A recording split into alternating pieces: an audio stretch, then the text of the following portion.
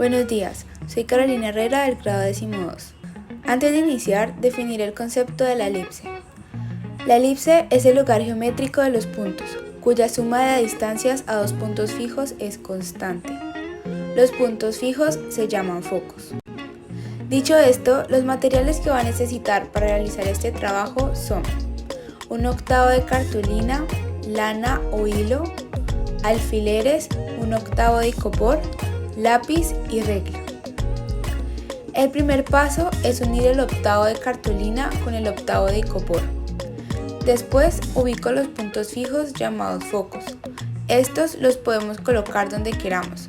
Yo los ubiqué de esta manera, con 12 centímetros de separación entre cada foco, llamándolos F1 y F2.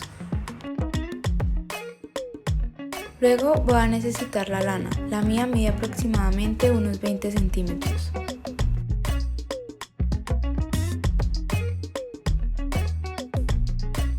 Ya conociendo esto, puedo trazar la elipse de esta manera.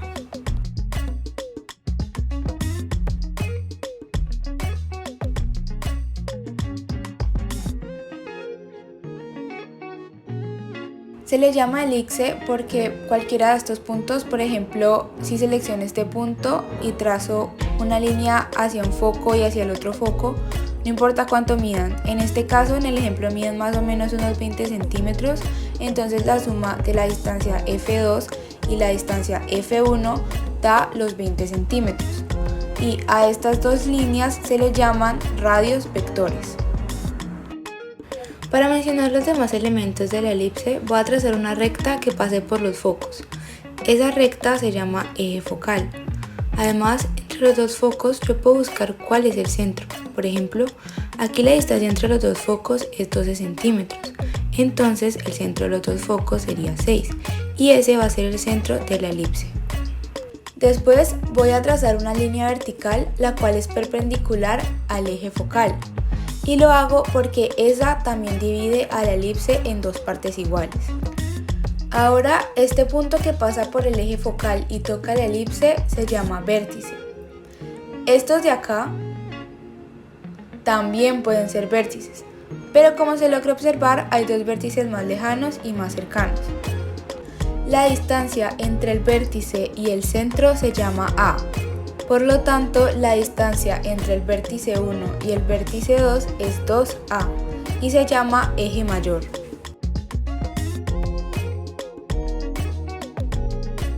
La otra distancia entre el vértice y el centro se llama B. Este mide 2B y se llama eje menor.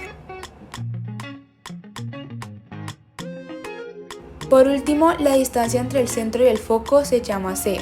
Muy importante de no ir a confundir esta distancia con el centro.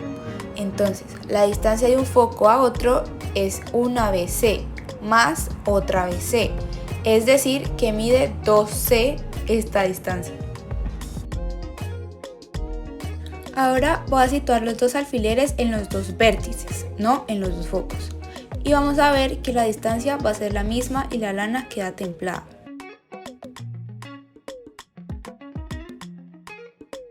Luego voy a quitar un alfiler y lo colocaré en otro de los vértices. Y el otro alfiler lo voy a situar en el foco.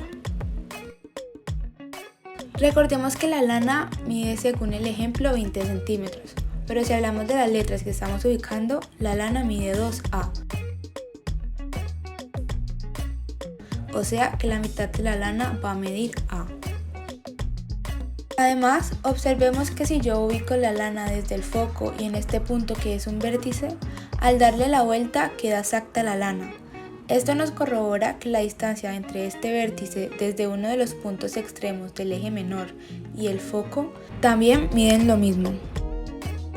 Después voy a trazar mi distancia A porque es exactamente la misma que hay del vértice 1 al centro. En este caso, si nos basamos en el ejemplo, esta distancia era de 6 centímetros. Entonces, esta distancia también es de 6 centímetros. Es por esto que también la podemos llamar A. Para finalizar, observemos que esta distancia A con la distancia C, recordemos que esta es la distancia del centro al foco, y con la distancia B, o sea la distancia del centro a uno de los puntos del eje menor, forman un triángulo rectángulo. Y como todo triángulo rectángulo, podemos aplicar el teorema de Pitágoras, el cual dice que el cuadrado de la hipotenusa es igual a la suma de los cuadrados de los catetos. En este caso, si aplicamos este teorema, diríamos que el cuadrado de la hipotenusa sería el cuadrado de A, que es igual a la suma de los cuadrados de los catetos, es decir, B al cuadrado y C al cuadrado. Muchas gracias.